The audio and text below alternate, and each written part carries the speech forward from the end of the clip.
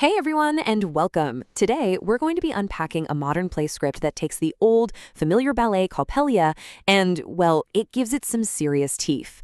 This isn't just a story about a pretty doll anymore. It's about control, what's real, and the terrifying idea of a love that can't ever leave. So, let's dive in. This one sentence, this is the spell at the heart of the whole play. At first, it sounds so gentle, doesn't it? Like someone's taking care of you. But just listen to it one more time. Hold still. It's for your own good. It's not a suggestion. It's a command.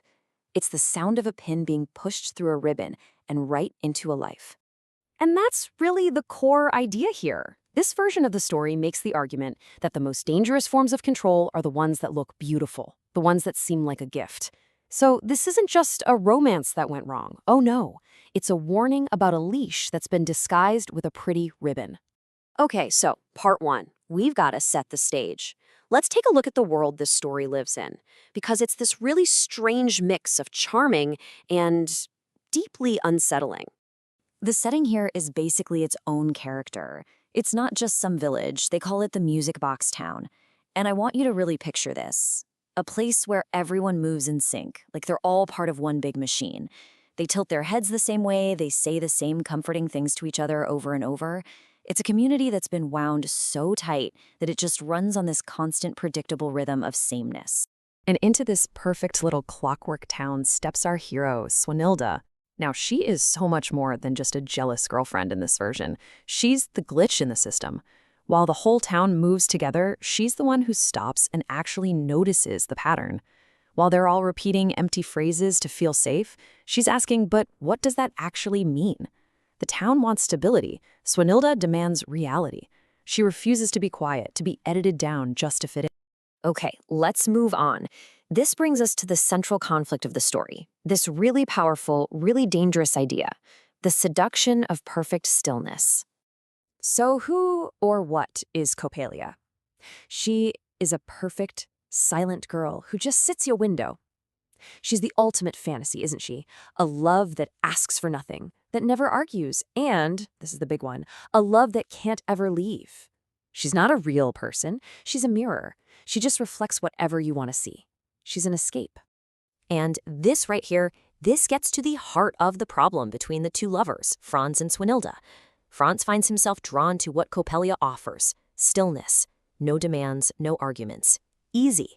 But Swanilda, she's the exact opposite.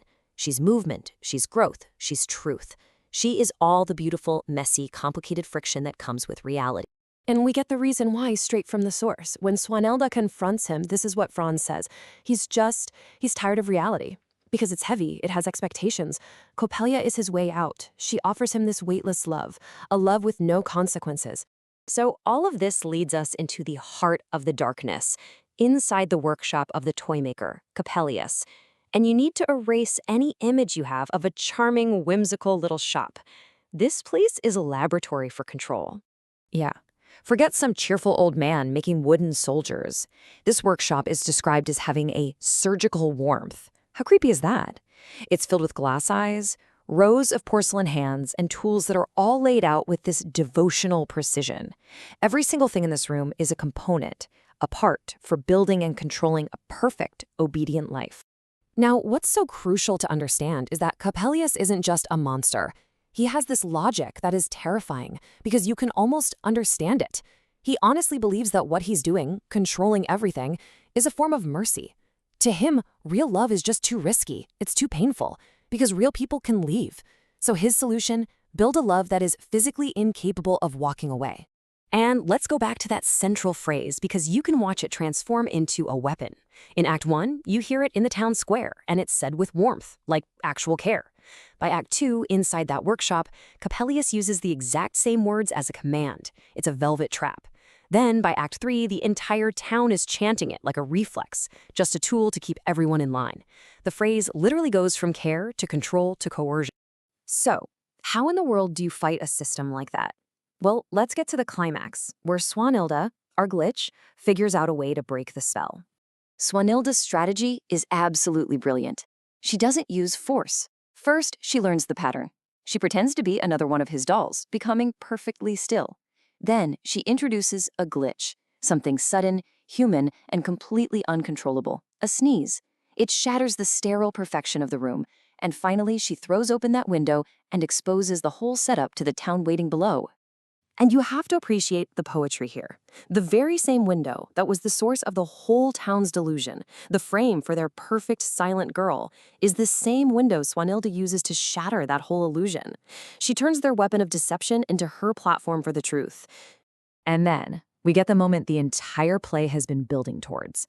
After all that silence, after being nothing but an object for everyone's fantasies, Coppélia speaks. Just one single, devastating line. It's not a question, it's an accusation, and it forces everyone, her maker, the town, to face what they've done. So let's move into our final section. What happens next? What happens after the illusion is broken and the music finally stops? This play does not give you a neat happily ever after. The ending is simply a consequence. The music box town is broken. The synchronized movements are gone. The script that everybody was following is gone. And now the town, and by extension, the audience, is just left with a choice. Because in the end, after all the complicated clockwork and all the social pressure, it all comes down to one single thing. This play argues that the only piece of magic that actually matters is the power of an individual's choice. And that's the final question the play leaves hanging in the air for all of us.